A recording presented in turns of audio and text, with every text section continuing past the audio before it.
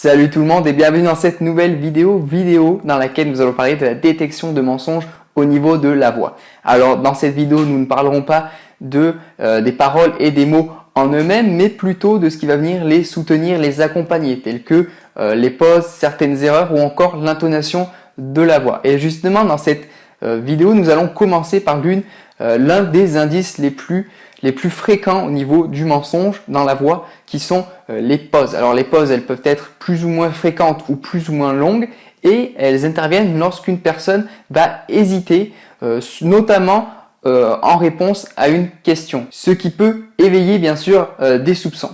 Et chez cette personne, il va y avoir un genre d'effet d'encaissement de choc, comme si la personne ne s'y attendait pas. Et la pause va peut-être lui servir à mettre en place son mensonge ou du moins à trouver une réponse. Alors la pause n'est pas forcément un signe de mensonge, parce que bien sûr une personne sincère peut très bien avoir besoin de temps pour formuler sa réponse, mais une personne qui ment peut également avoir besoin de temps pour formuler son mensonge et donc sa réponse. C'est pour cela qu'il est indispensable de toujours observer un ensemble de comportements et ne pas juste se fier à un seul comportement. Le contexte et le comportement de référence de la personne sont bien sûr également à prendre en compte.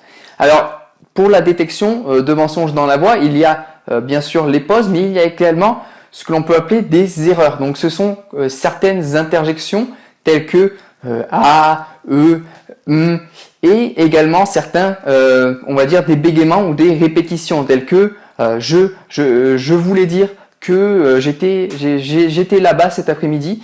Donc, ce sont ce qu'on va appeler les erreurs ou des interjections, des bégaiements ou des répétitions.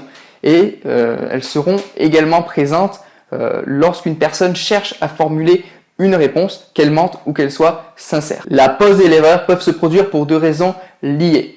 Premièrement, le menteur n'a peut-être pas préparé sa réponse. Deuxièmement, si le menteur n'avait pas prévu de mentir ou s'il était préparé à mentir mais ne prévoyait pas une question particulière, il peut alors hésiter ou commettre des erreurs. Et cela peut même arriver lorsque le menteur avait prévu sa réplique. Nous avons donc vu là jusqu'à présent deux façons de potentiellement détecter le mensonge dans la voix d'une personne, qui sont l'erreur et la pause. Et nous allons voir une troisième tout de suite, qui est l'intonation. Les scientifiques ont découvert de multiples façons de distinguer les intonations, qu'elles soient plaisantes ou déplaisantes. Mais ils ignorent encore si une intonation peut changer en fonction de telle ou telle émotion. Cependant, le signe d'émotion vocale le mieux étudié reste la tonalité. Car ils ont trouvé que dans environ 70% des cas, lorsqu'un sujet est bouleversé, le ton de sa voix est plus aigu. Cela est certainement d'autant plus vrai lorsque l'émotion en question est la peur